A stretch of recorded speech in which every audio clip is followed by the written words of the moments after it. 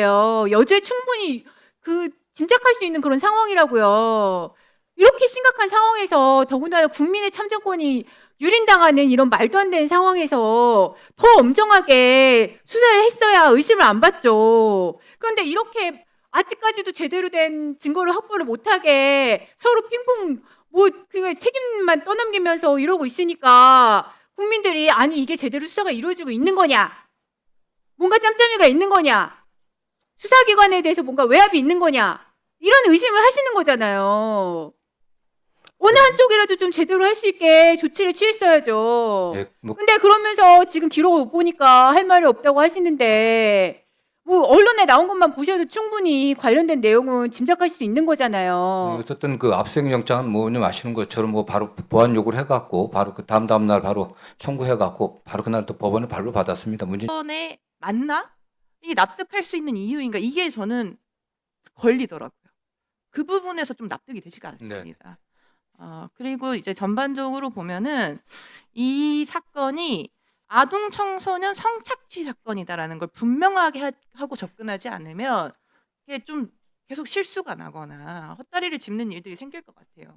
네, 국수본도 마찬가지, 경찰청도 마찬가지인데요. 저 언론에서는 사실 성매매라는 단어를 좀 많이 쓰고 있는데 사실 저는 성매매보다는 이제 성인이 아동 청소년에 대해서 성매수를 하는 사건이라고 생각합니다. 그러니까 아동과 성인이 동등한 위치가 아니지 않습니까? 청소년 아동에 대해서 성매수를 하려고 한 거고 이거는 대단히 중한 범죄를 저지른 것이지요. 네, 뭐 강간입니다. 의제 강간. 네, 의제 강간도 있고요. 성매매보다는 성매수, 의제 강간 이렇게 표현을 하는 것이 사건을 좀 명확하게 짚는 데 중요하다고 보고요.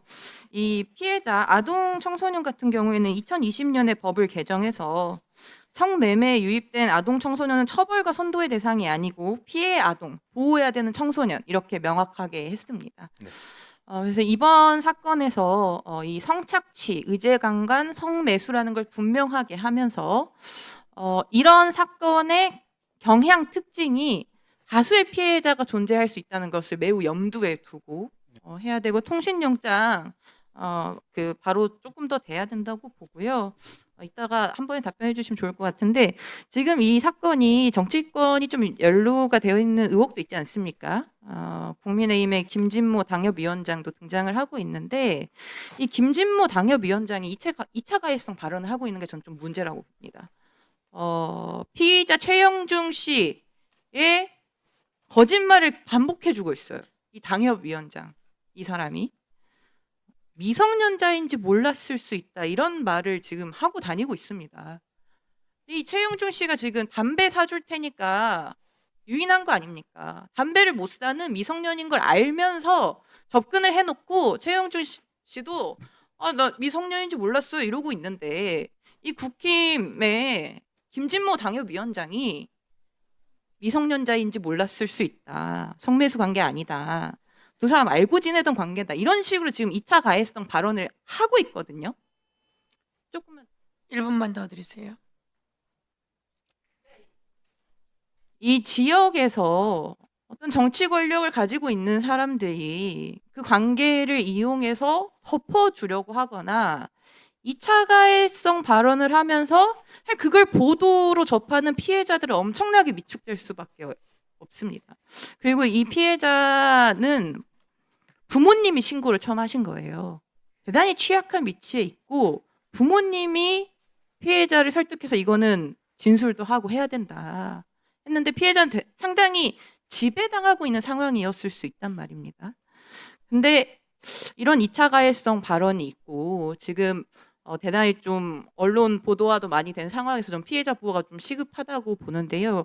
여기에 좀 어떤 조치를 더 할 수 있는지나 어떤 지침을 좀 하실 수 있는지 답변을 해주시면 되겠습니다. 예, 먼저 어쨌든 사건과 관련해 갖고 통신영장 그 기각본과 관련해서는 그다음에 저희들이 경찰과 좀 긴밀히 협력을 해 갖고 또 재신청하도록 하고요. 그다음에 지금 피의자 지금 신병이 아직 확보되지 않았습니다. 처음엔 뭐 자살할 우려가 있다고 그러면서 이제 그 피의자의 아버지가 뭐 빨리 구속해달라고 했는데 여러 가지 다른 구속의 필요성 같은 게 좀 덜 소명돼 갖고서 협의하에 이게 접수가 취소된 것 같은데 피의자 신병이 좀 경찰과 함께 좀 신속히 확보될 수 있도록 저희 검찰도 적극적으로 협력하겠습니다.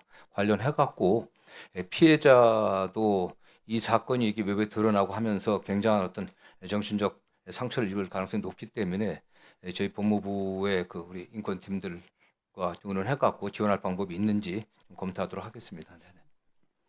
예, 지원할 방법을 좀 찾는 것도 좋을 예, 것 예, 저희들이 같고요. 그 시스템은 돼 있습니다. 네, 네, 그리고 그래서 경찰이 오히려 이제 만났을 테니까 네. 지원한 방법을 좀 찾는 것도 예, 좋을 것 그렇게 같습니다. 하도록 저희가 사실 하겠습니다. 여기서 자꾸 이야기하는 것도 미안한 예, 일이거든요. 예, 네. 그렇지만 이 문제가 있는 건 지적 안 할 수가 없기 때문에요. 우리 국수본에 제가 약간 다시 한번 여쭤보면 금방 구속영장에 대해서 그 자해 우려 이거 외에는 소명된 게 없다고 말씀하셨는데 그렇습니까?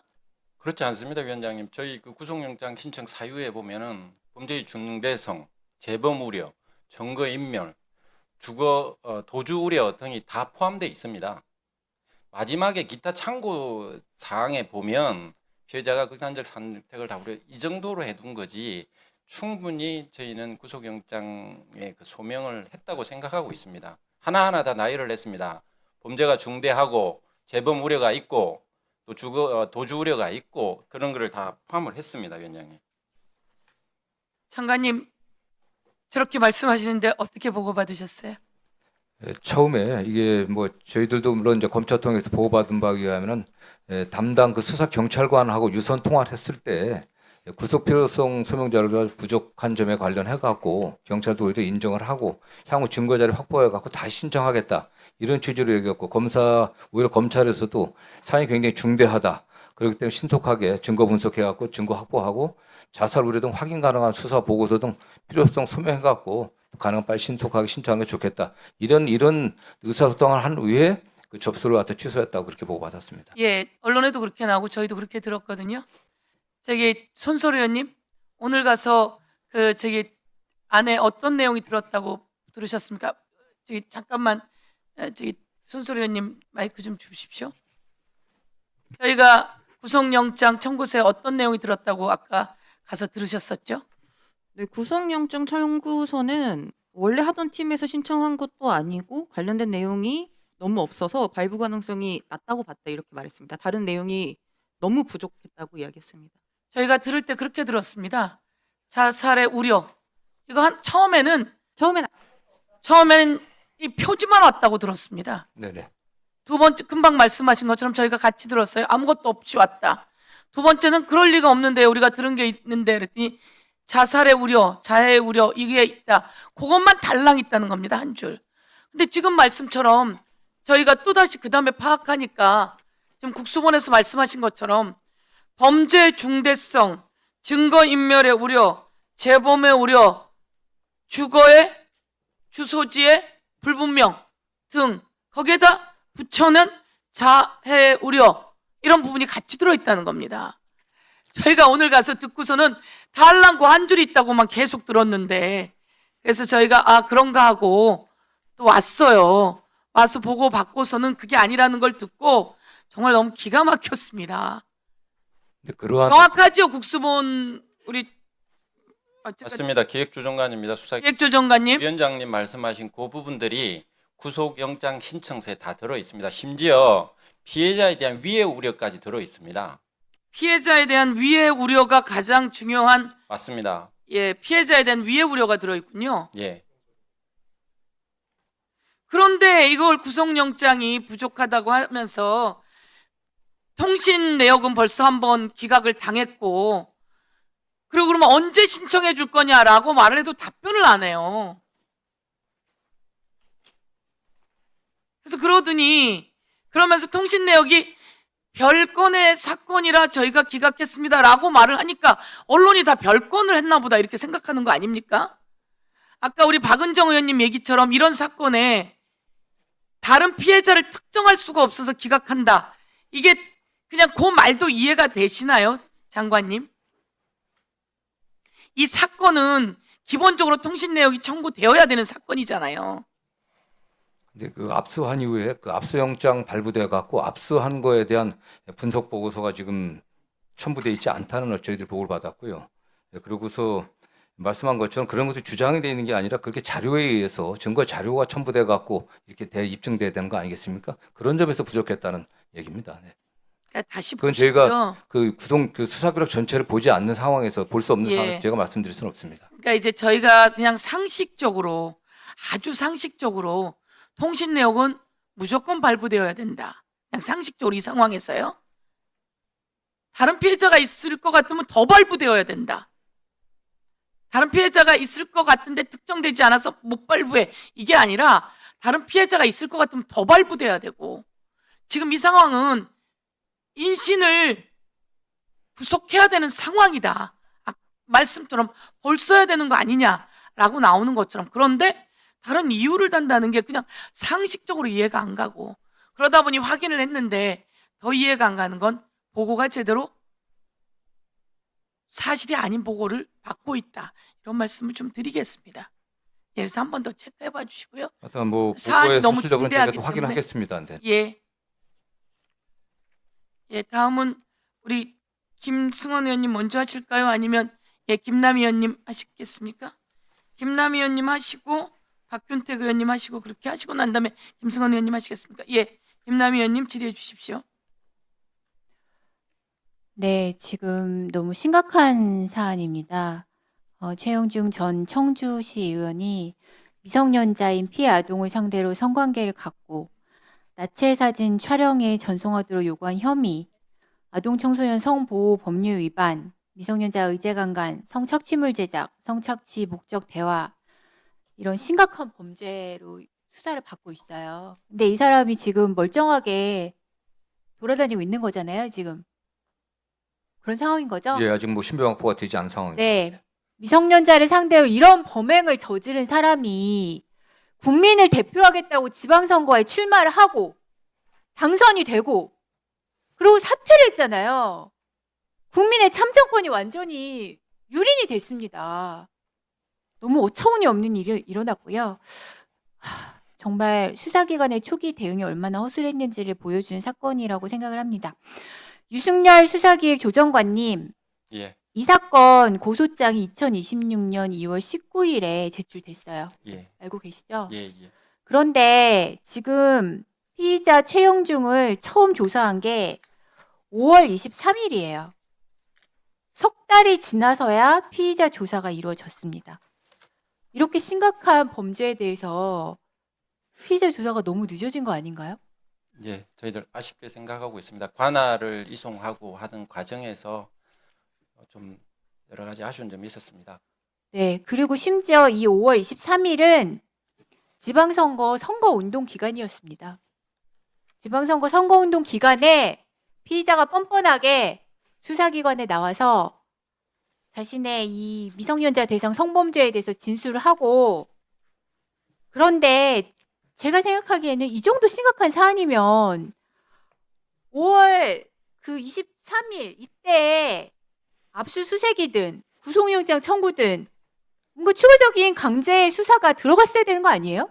맞습니다, 의원님. 그 지적해 주신 대로 다만 이제 저희가 4월 9일부터 5월 7일 동안 한 달 동안 피해자를 계속 불렀습니다. 출석하라고 5번에 걸쳐서. 그때 이제 출석을 안 하고 있다가 이제 이렇게 했던 그런 시간들이 지나면서 결국 1차 조사가 많이 늦어졌습니다. 아니 그래가지고 계속 출석도 거부하고 제대로 협조도 안 하던 사람이 5월 23일에나 나타났고, 그 지금 이렇게 범죄가 심각한 상황인데 왜 강제 수사에 바로 착수하지 않았는지 7월 9일까지 기다려서 5월 23일부터 7월 9일 사이에 이 사람은 선거에 선거 운동을 하고 시의원이 됐어요. 국민들을 대표하는 의원이 됐다고요. 저는 이런 방식의 수사가 왜 이렇게 일어났는지 좀 납득할 수가 없고요.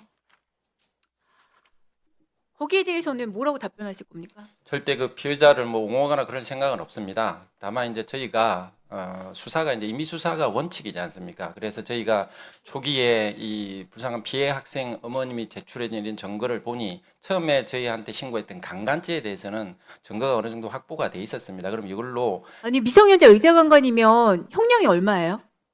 이거 엄청 심각한 범죄인데. 맞습니다. 근데 그게 저희가 그래서 강제 수사 착수하기 전에 이미 임의 수사를 통해서 관련된 증거를 확보하고자 노력하다 보니 이렇게 기관이 많이 지나버린 겁니다. 그 점은 아니 근데 저희도 그거는 지금 변명이 안 되는 것 같아요. 아쉽게 생각하고 있습니다. 네, 네. 그리고 여기 나와 있는 자료를 보면 그 휴대전화에 대해서도 이미 제출 요구를 했다는 얘기가 있는데 그게 맞아요? 예, 자기가 뭐 포렌식을 맡겨서 그 포렌식 되면 같이 내겠다 이렇게 해서 임의 제출을 요구했었습니다. 그런데 이미 제출 안 해가지고 결국 휴대폰 버려서 확보하지 못했고 결국에는 공기계만 압수했다는 그런 기사가 나오던데 그거 맞아요? 공기계를 처음에는 공기계 하나 그다음에 나중에 버리고 난 뒤에 추가로 쓰고 있던 휴대폰을 2개를 압수를 했고 그리고 7월 19일 그저께 본인이 친구한테 맡겨가지고 망쳤다고 했다는 그 원래 쓰던 휴대폰을 저희한테 이미 제출해서 제가 확보를 했습니다. 아니요 지금 그 강제 수사도 지금 안 하고 있는 상황에서 이 얼마나 많은 증거 인멸이 일어납니까?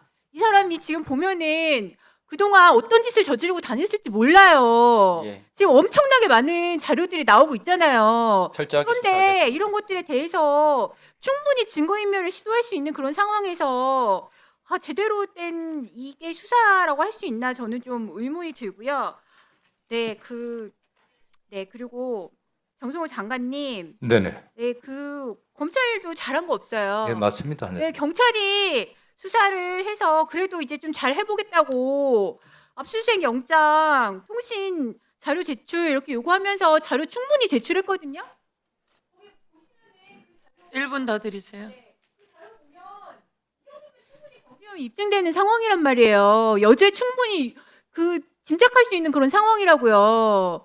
이렇게 심각한 상황에서 더군다나 국민의 참정권이 유린당하는 이런 말도 안 되는 상황에서 더 엄정하게 수사를 했어야 의심을 안 받죠. 그런데 이렇게 아직까지도 제대로 된 증거를 확보를 못하게 서로 핑퐁 그냥 책임만 떠넘기면서 이러고 있으니까 국민들이 아니 이게 제대로 수사가 이루어지고 있는 거냐?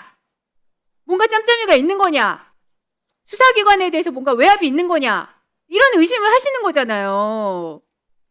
어느 한쪽이라도 좀 제대로 할 수 있게 조치를 취했어야죠. 예, 뭐 근데 그러면서 지금 기록을 못 보니까 할 말이 없다고 하시는데 뭐 언론에 나온 것만 보셔도 충분히 관련된 내용은 짐작하실 수 있는 거잖아요. 어쨌든 그 압수수색 영장은 뭐님 아시는 것처럼 뭐 바로 보안 요구를 해갖고 바로 그 다음 날 바로 청구해갖고 바로 그날 또 법원에 발부 받았습니다. 문제는 이제 통신 영장인데 의원들 지적하신 것처럼 통신 영장 같은 경우 통신 기록이 1년 보존 기간 지금 1년이기 때문에 좀 그렇습니다. 어쨌든 뭐 지금부터 경찰하고 좀 신속히 협력해갖고 일단 경찰 수사를 하고 있으니까 신병 확보에 저는 뭐 좀 더 신속하게 좀 같이 노력을 해야 될 것 같습니다. 네.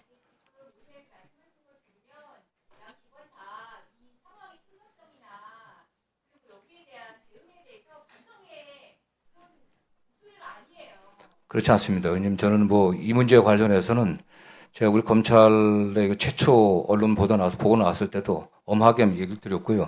뭐 의원님 말씀하신 것처럼 이런 자들이 지금 국민의 대표자로 나아가고 지금 당선까지 되고 지금 뭐 사퇴하긴 했지만 그런 상황 아니겠습니까? 저도 지금 여러 가지 좀 의심을 하는 게 이 사람이 이 최영중 이 피의자가 저는 올해 좀 4월 1일 날 공천 저희가 좀 다른 자료를 좀 검토를 해보라고 하니까 4월 1일 날 공천 확정돼 갖고 가번을 받았습니다. 이미 지역사회에서는 가번 받았고 그냥 당선이다. 사실상 당선이다. 이런 평가를 받고 있었고 그 이후에 5월 달에도 여러 차례 이 사람과 관련된 기사들이 나왔습니다. 그럼에도 불구하고 이 사람이 출마까지 될 수 수사가 안 돼 갖고 이미 고소가 돼 있었는데 그게 방치돼 있었던 거거든요. 그런 과정도 저희들이 좀 면밀히 추후에 좀 보도록 하겠습니다. 네. 예, 네, 하여튼 뭐 저희들이 송치돼 오면은 지금 뭐 청주지검에 어떤 그래도 검찰 안에서 가장 우수한 이런 뭐 성창치범 수사에 관련해서 굉장히 우수한 역량을 갖고 있는 검사들이 있습니다. 저희들이 하여튼 팀을 짜서라도 한정 의혹이 없게 철저하게 저희들이 수사를 하도록 하겠습니다. 경찰 역시 송치되기 전에 파렴치범에 대해서 아까 박원정 의원님께서도 말씀해 주셨듯이 저희는 별건이라고 하고 여죄라고 봅니다. 피해자의 여죄. 이 객관적으로 증빙된 자료에 의해서 정말 그 신빙성 있는 여죄가 많을 것 같습니다. 철저하게 밝혀서 검찰하고 협조해서 송치하겠습니다. 그 검사랑 협조가 되시겠어요?